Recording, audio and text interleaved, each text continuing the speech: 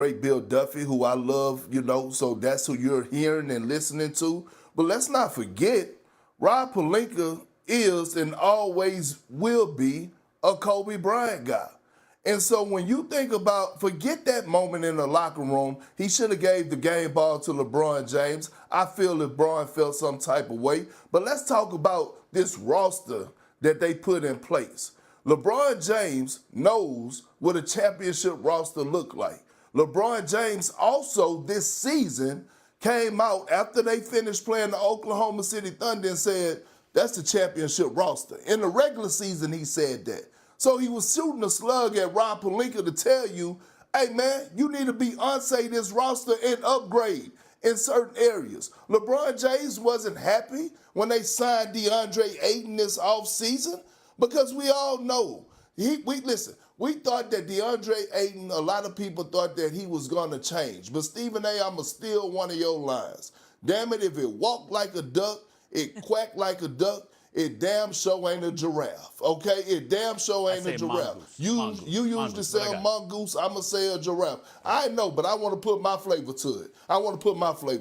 You know what I mean? But what I'm telling you is when you have a guy, a legend, an all-time great, in some people's eyes, in my eyes, a GOAT, you do everything and more, especially at the level that he's been playing at.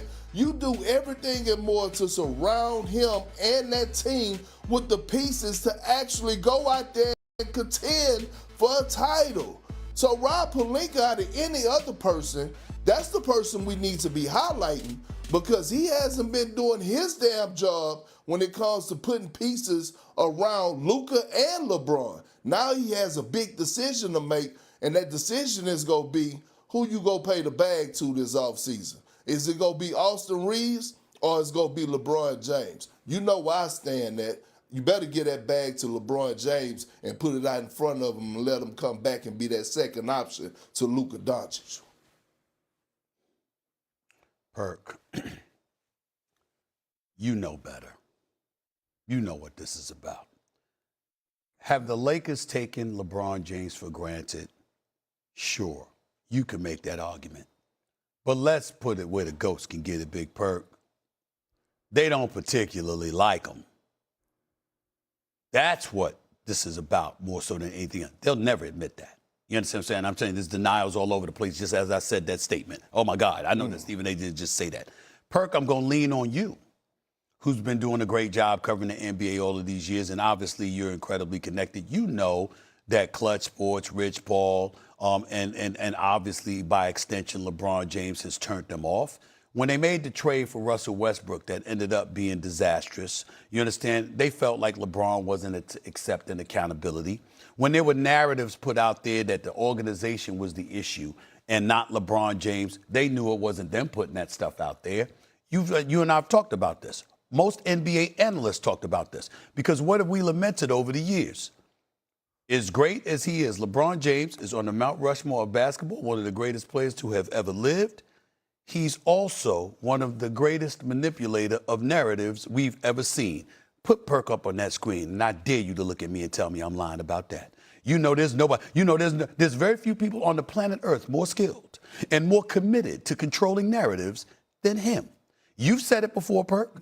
I've said it before. You know that's why you're laughing. That's why Perk laughing, because he knows he said it because it's the absolute truth. I got proof. Even with Perk, I don't know if you know this, Shay, that man was on the McDonald's All-American team with LeBron James in 2003. That dude was a former teammate of LeBron James. That dude was a trusted confidant of LeBron James. And when he was remotely critical, LeBron James cut him off. You understand, with the Twitter account, blocked him or whatever it was. And Perk went on social media. What was your comment about Jesus? What was your comment about Jesus? You said something about, he said, I'll get over it. What did you say?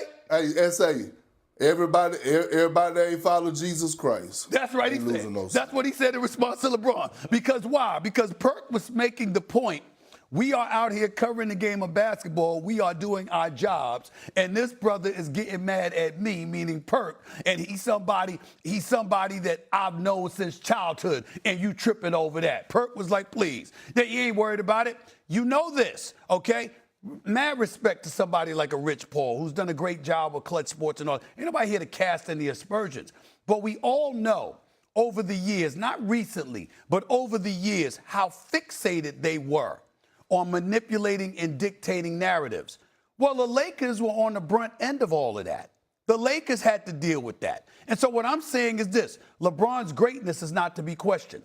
LeBron's commitment to excellence is not to be questioned. His contribution to the Lakers organization is not to be questioned. And certainly they should have an elevated level of appreciation because they didn't choose LeBron James. They didn't win LeBron James. LeBron James chose the Lakers. He could have went anywhere, but he chose the Lakers. I know they want to make it look differently because they're the Lakers franchise, and my goodness, you should feel privileged to come play for us, just like the Cowboys and Jerry Jones feels about, well, you should come play for the Cowboys. I understand that, but in most instances, they're absolutely right, but not when it comes to LeBron James. He chose the Lakers.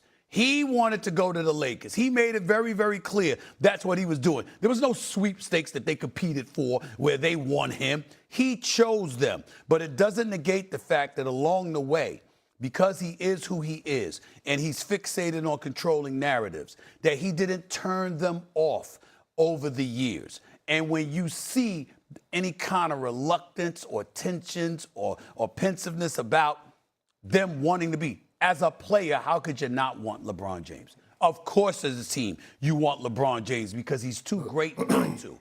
But it doesn't mean he didn't get on their damn nerves along the way. And that's all this is about. But that is a little bit of, excuse me, but BS. Like, do you remember what the Lakers were before LeBron James got there? They had the worst record in the league, if I remember correctly. Totally they missed true. the playoffs like 4 or 5 years in a row. Which is what LeBron James and his camp and Big Perk would tell you, and y'all absolutely right. But once you're with, it's almost like it's like being. Let me go Ryan Clark route. Let me go Ryan. It's like being in a relationship. You want each other bad when you're trying to get each other, but once you got each other and you're together with one another, all of a sudden, this person's getting on my damn nerves right now. Now it's in the moment. It might pass, yeah, that's but you do have, but you do have those things, and that's all we're saying here. It's nothing catastrophic. It's just that LeBron has gotten on their damn nerves on a few occasions in a Lakers uniform over the last 8 years, and I'm sure the Lakers have gotten on his damn nerves. That's all. Perk, you think it's that simple? Well, I mean, it happens like it happens like that in the organization. Look, Rich Paul is my guy. I love Rich Paul. Me and him go back and forth at least once a week. We argue. Stephen A., I'm pretty sure you and him go back and forth. No, we haven't. I ain't disagreeing with. We've only spoken once since the whole LeBron. Mm-hmm. We've only spoken once since that time. Okay. Rich Paul and I don't really, we don't really talk like that no more. But it's all right. Still love it. Okay, I didn't know. I didn't know. Okay, it's okay. But look, this is my point. Here's my thing. LeBron, yes, I've shared a locker room with LeBron James, and he cares about winning. He won a roster around him, and he definitely applies pressure on front offices to make moves so that he could go out there to win the championship. But guess what, Stephen A.? Everybody else around the league does it. Giannis does it. Giannis just throws stones and hide his hand. When he do it, I didn't know they was going to waive Damian Lillard. I didn't know this was happening. I didn't know they was going to trade Chris Middleton. Man, you lying and the truth ain't nowhere near you, right? So when you talk about franchise players, and I had this argument with my brother, debate with my brother, Richard Jefferson, it's not one guy. I done played with a lot of Hall of Famers. It's not one time a trade is being made, whether it's in the offseason, regular season, a coach being fired, some type of adjustment in the front office without your franchise guy having his hands and fingerprints on it. It's just that LeBron is highlighted more because he's more involved, and you could just tell when he's off a guy because all you have to do is look at his body language. And also, I'm going to tell you this. Another thing that doesn't help LeBron at all is that he got his own podcast, S.A. Who's that? He's always speaking. That's what hurts him, and a lot of people. I'm saying That's what hurts him in a lot of people's eyes when it comes to the GOAT conversation. That's why I can't disagree with you when you're saying he loves to control the narrative, right? He loves to control the narrative because he wants everything that comes out of his mouth to be the gospel. And by the way, let's not leave out the fact that, Anthony Davis is traded for Luka Doncic, and he had absolutely no idea whatsoever that was going down, Big Perk. I mean, we can't forget that one. Can't forget that one. I mean, he was totally clueless. He was totally blindsided. He was totally caught off guard. I mean, he had nothing to do with it. You understand what I'm saying? And I know Rich Paul is watching. I know Rich Paul is watching. Ladies and gentlemen, I'm playing around. You understand what I'm saying? I changed my number. You understand? And he didn't have my number for a few months because that damn Rich Paul would text me all the time. But he couldn't catch me. But last time I checked, Rich Paul has access to everybody. So if he wanted my number bad enough, he could have gotten it. I know he's going to try to sit up there and say, Stephen A., that's a damn lie. Stop that nonsense. Go do your podcast. You understand? Say what the hell you going to say. At the end of the day, you understand? I ain't no big deal because I'm glad I ain't getting text every damn segment of every show with him trying to edit damn First Take. But the point is, I haven't spoken to him in a while. But I got love for Rich Paul. So it's all right. Calm the hell down. You understand? Ahead of time, I'm telling you that. Relax. I'm not getting on you. Well, if I was getting on you, you'd know. Cool. Text him and say, what's LeBron's plan here? I already did text him. Very good. I already did text him. Coming up here on First Take, we got another SEC coach that's taking shots at Ole Miss. Yes. More reaction about that in college football next.